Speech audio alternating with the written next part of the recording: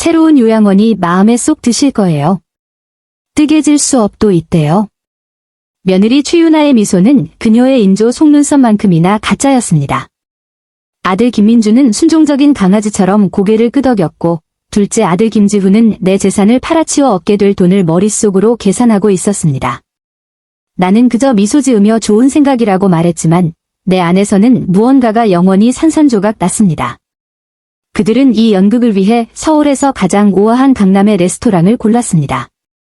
새하얀 리넨 식탁보, 황금빛 저녁 노을을 반사하는 크리스탈 잔, 그리고 공기를 가득 채운 신선한 해산물 향기까지. 모든 것이 감정적인 사형 집행을 위해 완벽하게 준비되어 있었습니다. 이건 축하를 빙자한 아직 살아있는 나를 위한 장례식이었습니다. 어머니, 요즘 좀 헷갈려 하시는 것 같아서요. 민준이 전혀 느끼지도 않는 걱정이 가득한 목소리로 말을 이었습니다. 그는 내가 대학 졸업 선물로 사준 회색 정장을 입고 있었습니다. 이제 그 정장을 입고 나를 산채로 묻으려 하고 있었습니다. 헷갈린다. 그 단어가 비수처럼 나를 찔렀습니다. 나는 그들의 인내심과 사랑을 시험해보기 위해 일부러 몇 번 기억이 없는 척 연기했었습니다. 내가 정말 도움이 필요할 때 내 아이들이 나를 돌봐줄지 알고 싶었습니다. 그 대답은 내가 선물했던 에메랄드 그린 드레스를 입은 채 바로 내 눈앞에 있었습니다. 김 박사님도 그게 최선이라고 하셨어요. 지훈이 내 눈을 피하며 거짓말을 했습니다. 통제된 환경, 전문적인 보살핌, 어머님 연세를 위해 특별히 설계된 활동들까지요. 내 연세의 사람들이라. 마치 72살이 되었다는 이유만으로 내가 존중이나 존엄성을 누릴 자격이 없는 다른 종족이 된 것 같았습니다. 맨손으로 부동산 제국을 건설한 내 평생의 노력이 아무것도 아닌 것처럼 여겨졌습니다. 그리고 뜨개질 수업은 정말 치료에 좋대요. 유나가 거짓으로 가득 찬 손가락으로 내 손을 만지며 덧붙였습니다. 식탁보나 목도리 같은 유용한 것들을 만드실 수 있어요? 유용한 것들이라. 그들이 내 재산을 개걸스럽게 나눠 갖는 동안 나는 소독약과 절망의 냄새가 나는 방에서 식탁보나 만들고 있겠지요. 언제 옮기면 되니? 나는 폭풍 전의 호수처럼 평온한 목소리를 유지하며 물었습니다. 내일요. 민준이 너무나도 빨리 대답했습니다. 이미 모든 준비는 끝났어요. 서류 몇 가지만 서명하시면. 그리고 내 재산은 어떻게 되는 거니? 뒤이은 침묵은 맛볼 수 있을 만큼 무겁고 탁했습니다. 그들은 마치 과자 단지에서 과자를 훔치다 들킨 아이들처럼 서로를 쳐다보았습니다. 유나는 헛기침을 했고 지훈은 냅킨이 거의 찢어질 때까지 만지작거렸습니다. 그런 건 걱정 마세요. 어머니, 지훈이 마침내 입을 열었습니다. 저희가 다 알아서 할게요. 지금 어머님께는 너무 큰 책임이에요. 너무 큰 책임, 수십 년간 내가 직접 사고, 개조하고, 관리했던 바로 그 재산이 갑자기 나에게 너무 큰 책임이 되어버렸습니다. 내가 단돈 500만 원으로 시작해 지금의 20억 원으로 불린 투자가 갑자기 젊은 머리가 필요하게 된 것입니다. 그날 밤, 나는 유나가 준 수면제를 먹는 척하고 그녀가 보지 않을 때 냅킨에 뱉어냈습니다. 나는 정신을 똑바로 차려야 했습니다. 밤 11시, 부엌에서 아이들의 목소리가 들렸습니다. 내가 깊이 잠들었다고 생각하는 치명적인 실수를 저지른 것입니다. 해운대 빌라는 최소 3억은 할 거야. 민준이 내 참나무 식탁에서 서류를 뒤적이며 속삭였습니다. 40년 전 내가 첫 부동산 계약을 맺었던 바로 그 식탁이었습니다. 그리고 여의도 오피스텔이 이어 은행 예금은 말할 것도 없고 그녀가 무슨 일이 일어나고 있는지 깨닫기 전에 빨리 움직여야 해. 유나가 내가 결혼기념일 선물로 준 샴페인 잔에 샴페인을 따르며 중얼거렸습니다. 지훈이 잔인한 웃음을 터뜨렸습니다. 깨닫는다고? 장난해? 어제 나한테 지금 몇 시냐고 3번이나 물었어. 거짓말이었습니다. 나는 그들을 시험하기 위해 내 혈육이 얼마나 독으로 변했는지 보기 위해 혼란스러운 척했던 것입니다. 이것 좀 봐. 유나가 내가 내 유언장으로 알아본 종이를 흔들며 말했습니다. 일단 요양원에 들어가면 정신적 무능력을 주장할 수 있어. 변호사는 이미 준비됐고 본가가 4억, 해운대 빌라가 3억, 오피스텔이 2억, 그리고 투자금 합치면 또 6억. 거의 15억이네. 민준이 수첩에 숫자를 휘갈기며 계산했습니다. 내가 잠든 사이 마지막 일원까지 계산해내고 있었습니다. 그들은 나를 숫자나 사업을 이해하지 못하는 혼란스러운 늙은 여자로만 생각했습니다. 내가 매일 아침 투자 현황을 검토하고 각 부동산의 정확한 가치를 알고 있으며 그들이 상상조차 할 수 없는 계획을 가지고 있다는 사실을 전혀 몰랐습니다. 새벽 5시, 술에 취해 배신감을 만끽하며 잠든 아이들을 뒤로하고 나는 가장 좋은 검은색 정장으로 갈아입었습니다. 여권, 숨겨둔 보석, 그리고 다른 도시에 있는 은행의 개인 금고 열쇠만을 챙겼습니다. 그 금고 안에는 모든 것을 바꿀 서류들이 들어있었습니다. 택시는 정시에 도착했고 기사는 내 작은 여행 가방을 들어주며 아무것도 묻지 않았습니다. 공항에서 나는 아이들이 전혀 알지 못하는 해안 도시, 제주도로 가는 편도 항공권을 샀습니다. 비행기 안에서 나는 어머니의 말씀을 떠올렸습니다. 혜정아, 누구도 완전히 믿지 마라. 내 자식들이라도 말이다. 혈연은 부패할 수 있지만 존엄성은 영원한 거란다. 제주공항에 내리자 소금기 섞인 바람이 기억처럼 내 뺨을 때렸습니다. 모든 것이 시작된 곳이었습니다. 내가 비서로 일하며 평생 모은 돈 500만 원으로 첫 부동산을 샀던 곳, 그 500만 원이 내 아이들이 훔치고 싶어하는 제국으로 성장한 것입니다. 택시기사가 낡았지만 정겨운 노란색 집 앞에 차를 세웠습니다. 주소가 여기가 맞습니까, 사모님? 한동안 사람이 살지 않은 것 같은데요. 나는 며칠 만에 처음으로 미소 지었습니다. 완벽해요. 열쇠로 문을 열자 익숙한 삐걱거리는 소리가 나를 반겼습니다. 부엌 식탁 위에는 떨리는 글씨체로 쓴 쪽지가 있었습니다.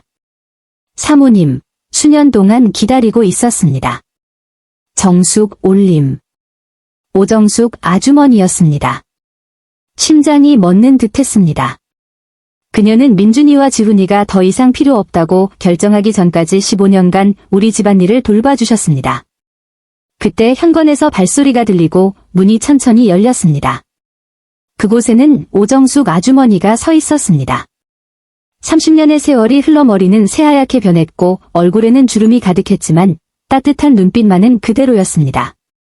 오실 줄 알았어요. 그녀는 마치 며칠 만에 만난 사람처럼 담담하게 말했습니다. 자제분들이 무슨 계획을 꾸미는지 들었을 때 사모님이라면 방법을 찾으실 거라고 믿었어요. 어떻게 아이들 소식을? 그녀는 한 달 전 유나가 전화해서 숨겨둔 재산이 있는지 물었었다고 말했습니다. 물론 그녀는 아무것도 모른다고 답했습니다. 저는 알고 있었죠. 아주머니는 말을 이었습니다. 이 집도, 여기에 보관하신 서류들도, 사모님의 계획도요. 모든 것을 돌보며 오늘을 기다렸습니다. 눈물이 걷잡을 수 없이 흘러내렸습니다. 아주머니는 나를 뒷방으로 안내했습니다. 그곳은 작은 사무실로 개조되어 있었고 벽에는 작은 금고가 박혀 있었습니다. 비밀번호는 그대로예요. 사장님 생신이요. 10년 전 세상을 떠난 남편 박정호.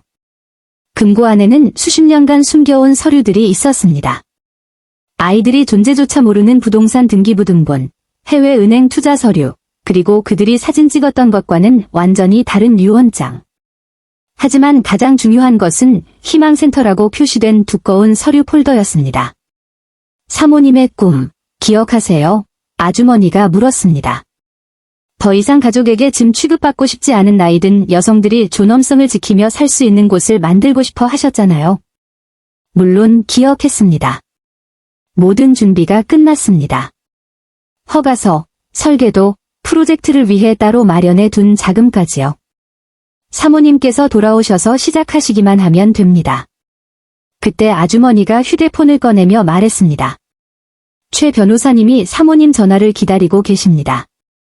최 변호사, 나의 믿음직한 법률 대리인이자 내 계획의 전모를 아는 유일한 전문가였습니다. 5년 전 아이들이 절대 찾아낼 수 없는 계좌에서 자금을 빼내 비밀리에 고용했습니다. 나는 결의에 찬 손으로 전화를 걸었습니다. 최 변호사님, 저 김혜정입니다. 시작할 준비가 되셨나요? 물론입니다. 사모님. 제 자식놈도 작년에 저를 요양원에 보내려 했었죠. 사모님 심정을 정확히 이해합니다. 다음 날 아침 10시, 아이들은 우리 집에서 가족회의를 소집했습니다. 내 자산을 이전하는 서류에 서명할 생각에 들떠 있을 것입니다. 회의에는 내 오빠 김상철도 와 있었습니다. 그는 늘 내 사업적 성공을 질투했고 돈 냄새를 맡고 달려온 독수리처럼 그 자리에 앉아 있었습니다. 10시 30분, 내가 내 집의 초인종을 눌렀습니다. 며느리 유나가 문을 열었습니다. 그녀의 얼굴에 놀람, 공포, 그리고 이내 가식적인 미소가 스쳐 지나갔습니다.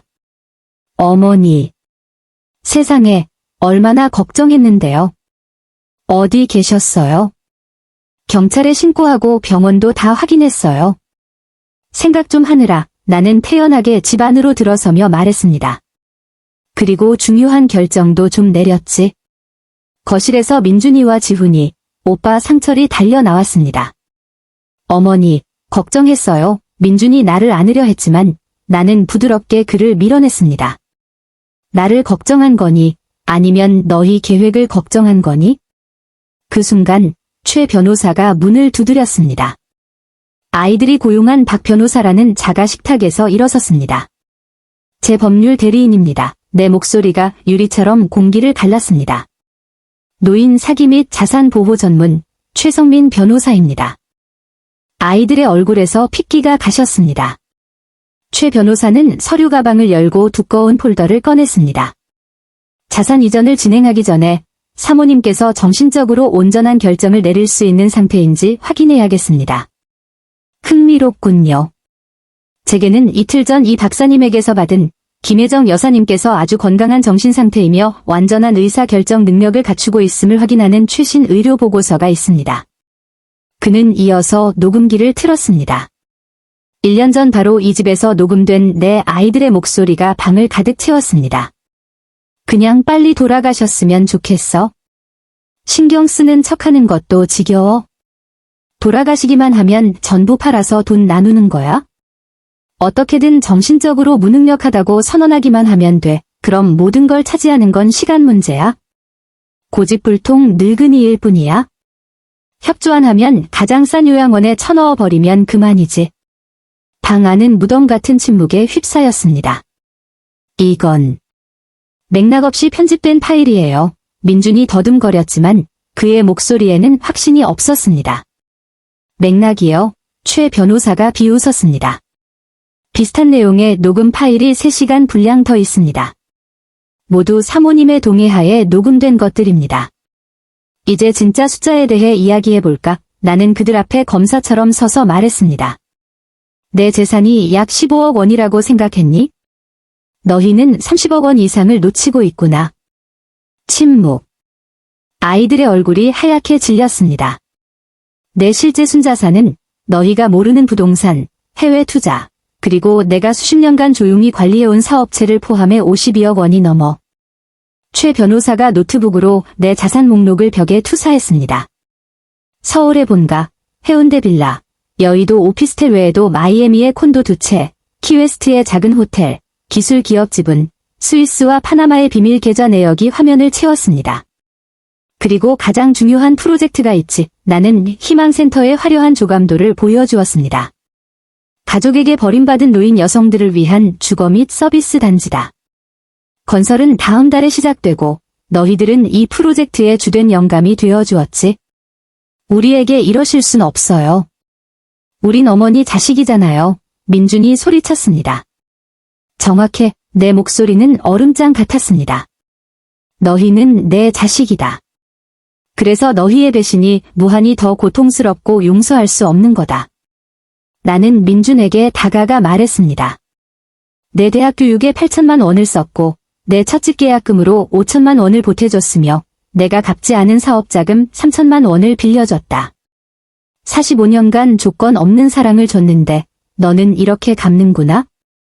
나는 지훈을 돌아봤습니다. 내 아들이 백혈병에 걸렸을 때 의료비로 1억 원을 냈고 내 이혼 소송 변호사비로 4천만 원을 썼다.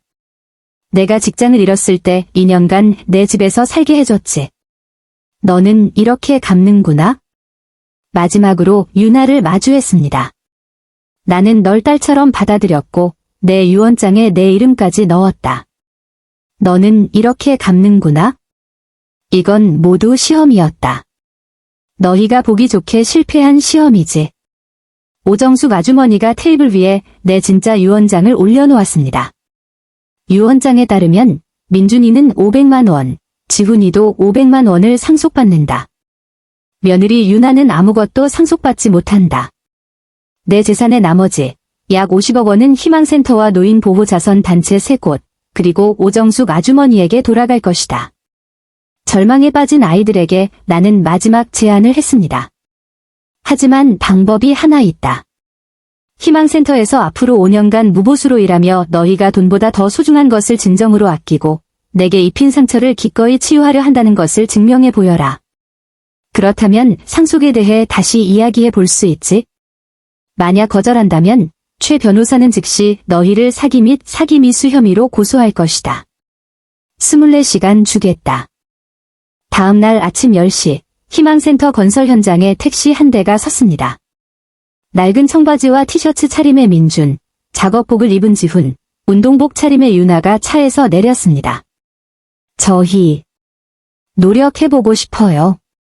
모든 걸 바로잡고 싶습니다. 지훈이 떨리는 목소리로 말했습니다. 그들의 첫 번째 임무는 깨진 콘크리트와 녹슨 금속 더미를 200m 떨어진 곳으로 옮기는 것이었습니다. 손으로 하나씩. 아이들은 고통에 찬 신음을 내뱉었지만 묵묵히 일했습니다. 오후가 되자 흥미로운 변화가 일어났습니다. 그들은 서로를 돕기 시작했습니다. 민준은 유나가 들지 못하는 무거운 돌을 날랐고 지훈은 탈수 증세를 보이는 민준에게 물을 가져다 주었으며 유나는 손이 벗겨진 지훈을 위해 여분의 장갑을 찾아주었습니다. 그렇게 4년 반의 시간이 흘렀습니다. 희망센터는 이제 200명의 여성이 충만하고 존엄한 삶을 사는 활기찬 현실이 되어 있었습니다. 아이들은 완전히 다른 사람이 되어 있었습니다. 민주는 이제 주방에서 예술가처럼 케이크를 장식하며 90세 할머니의 생일을 축하했습니다. 그는 나이가 사람의 가치를 결정한다고 믿었던 제가 얼마나 어리석었는지 깨달았어요. 라고 말했습니다. 유나는 센터 내에 미용실을 열었고 한때 탐욕으로 가득했던 그녀의 눈에는 이제 연민이 담겨 있었습니다. 그녀는 존중은 상속되는 것이 아니라 얻어내는 것이라는 걸 배웠어요. 라고 고백했습니다. 지훈은 재활치료실의 스타가 되어 있었습니다. 그는 85세 할머니가 도움 없이 10걸음을 떼자 아이처럼 기뻐하며 달려왔습니다. 마침내 5년이 되는 날, 나는 아이들을 사무실로 불렀습니다. 오늘로 너희의 법적 의무는 끝났다. 너희는 완전히 자유다. 저희는 남고 싶어요. 유나가 말했습니다. 여기가 우리의 집이 되었고 이분들이 우리의 가족이 되었으니까요.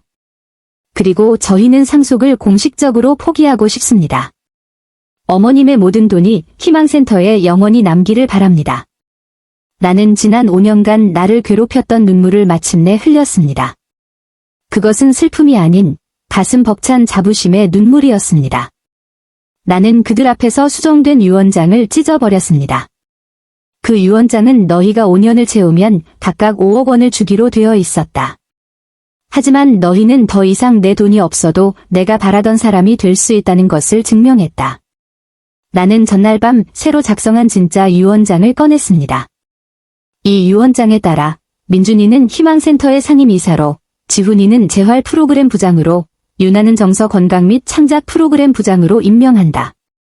내 나머지 재산 48억 원은 전국의 이와 유사한 센터 네트워크를 만드는 데 사용될 것이다. 그리고 너희 셋이 그 확장을 이끌게 될 것이다. 아이들은 서로를 부둥켜 안고 울었습니다. 이제는 피해자와 가해자가 아닌 서로를 사랑하고 존중하는 진짜 가족의 포옹이었습니다. 그날 밤 나는 정원을 홀로 거닐었습니다. 76의 나이에 나는 잃어버렸던 아이들을 특별한 인간으로 변화시키는 데 성공했습니다. 내가 남길 유산은 돈이나 부동산이 아니었습니다. 그것은 변화된 삶, 회복된 존엄성, 그리고 행동으로 바뀐 사랑으로 측정될 것입니다. 복수는 구원이 되었고 정의는 은혜가 되었습니다. 그리고 나는 마침내 진정한 평화를 찾았습니다.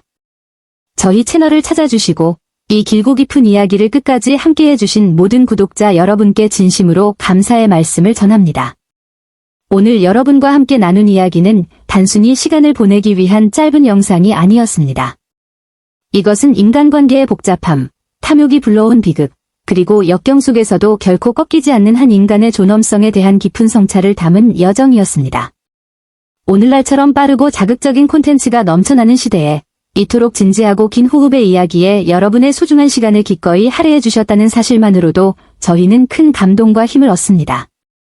여러분의 관심과 지지가 없었다면 저희는 이런 의미 있는 콘텐츠를 만들 용기를 내지 못했을 것입니다. 이 이야기의 중심에는 김혜정이라는 어머니가 있습니다. 그녀는 단순한 주인공을 넘어 우리 시대 어머님들의 강인함과 지혜, 그리고 무한한 사랑을 상징하는 인물입니다.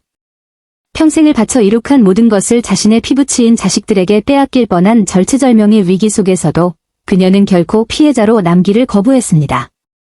오히려 그녀는 자신만의 방식으로 정의를 구현하고 더 나아가 자식들에게 돈보다 소중한 가치가 무엇인지를 가르쳐주는 인생의 스승이 되었습니다. 우리는 이 이야기를 통해 우리 사회의 어르신들을 다시 한번 생각하게 됩니다. 우리는 과연 우리 곁의 어르신들의 목소리에 얼마나 귀 기울이고 있을까요? 그분들이 평생에 걸쳐 쌓아온 경험과 지혜를 그저 낡은 것으로 치부하며 그분들의 가치를 얕보고 있지는 않은가요?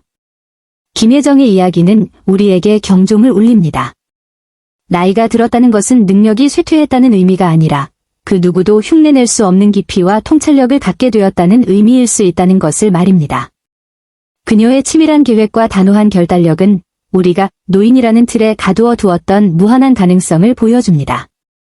한편 그녀의 자식들인 민준, 지훈, 그리고 며느리 유나의 모습은 오늘날 우리 사회가 앓고 있는 물질만능주의의 슬픈 자화상을 보여줍니다. 돈이라는 가치 앞에 효도, 신뢰, 사랑과 같은 인간의 근본적인 도리가 얼마나 쉽게 무너질 수 있는지를 적나라하게 드러냅니다.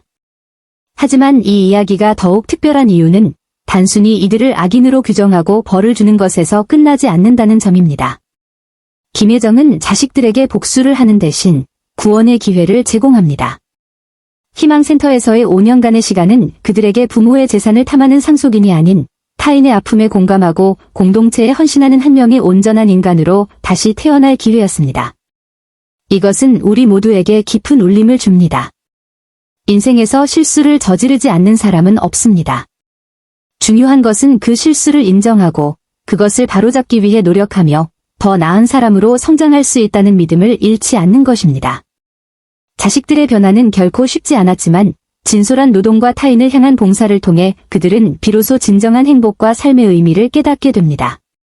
희망센터는 단순한 배경이 아니라 이 이야기의 핵심적인 상징입니다.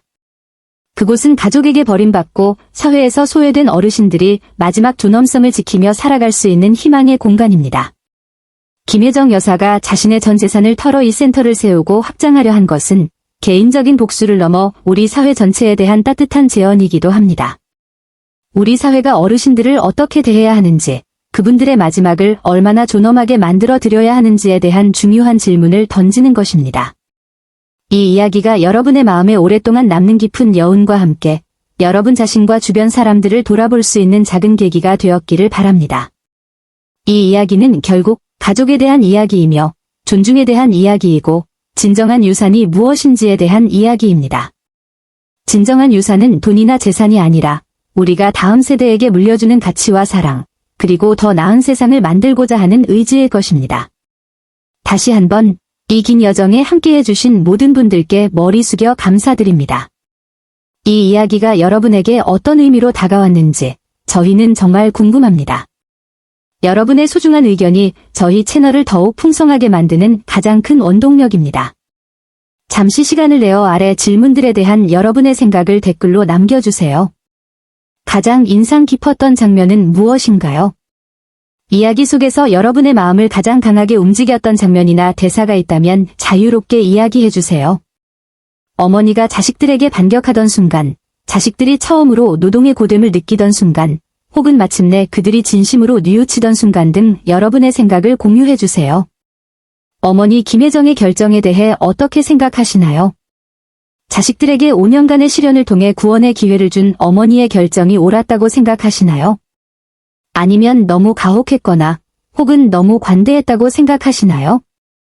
여러분이라면 어떤 선택을 했을지 궁금합니다. 여러분의 삶에 영감을 준 어르신이 있나요? 이 이야기를 통해 우리 주변의 어르신들을 다시 생각하게 되었습니다. 여러분의 부모님, 조부모님, 혹은 삶의 멘토가 되어주신 어르신이 있다면 그분께 어떤 지혜를 배웠는지 그분과의 소중한 추억을 댓글로 공유해주세요. 여러분의 따뜻한 이야기가 다른 많은 분들에게도 큰 감동과 영감을 줄 것입니다.